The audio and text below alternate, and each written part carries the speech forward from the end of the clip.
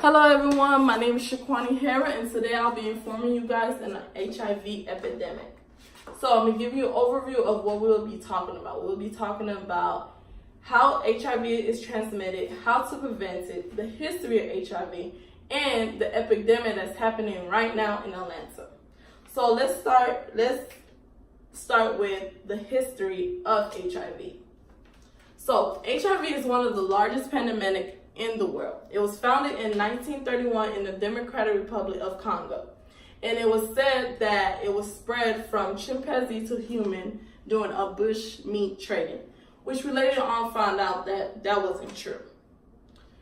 When the epidemic did start, people believed that homosexual men, heroin users, or Haitian people were the only ones that could get HIV, which is not true because anyone could get HIV.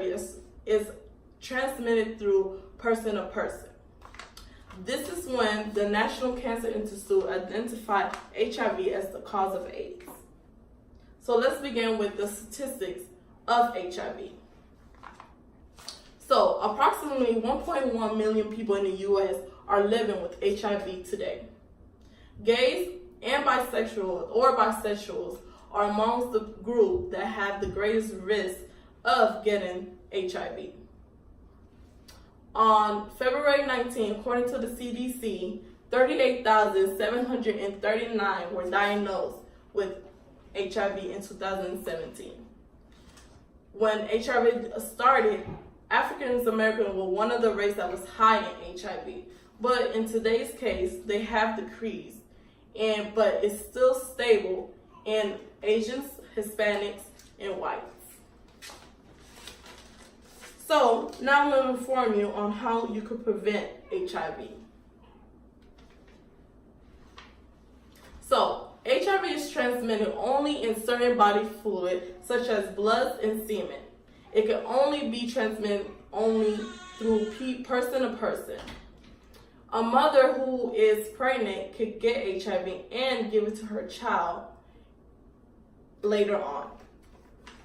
So I'm going to give you a story about a girl named Mecca. She was born with HIV. She later found out when she was 17 that she had HIV. But she didn't let that stop her. She kept her daily routine. She still hanged out with friends. She still got into a relationship.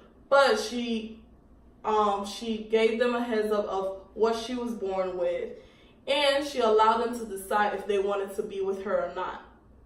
She knew how to treat it, so she wasn't really scared to, get into a relationship. Another way that HIV is transmitted is through injecting drugs. You could do that by sharing needles or using used needles. In 2002, the FDA approved for the first rapid HIV diagnostic test that could give you an accuracy of 99.7% in 20 minutes. They approved for the pre-exposure prophylaxis, which is a medication that could lower the risk of you contracting HIV through sexual activities or needles. So let's start talking about the epidemic that's happening right now in Atlanta. So the CDC has stated that Atlanta is considered to be worse than Zimbabwe, which is a third world country, which is a scary thing because Zimbabwe doesn't have as many resources as we do in the USA, and it's scary that we are considered to be worse than them, and we have more resources. So Atlanta is also the fourth nation with a new HIV diagnosis. Grady Hospital actually diagnosed people an average of 2 to 3 patients every single day, which is about 730 to 1,095 patients a year, which is a lot in 1 year. So to get into my conclusion of how HIV, you should always use condom. You should always get tested.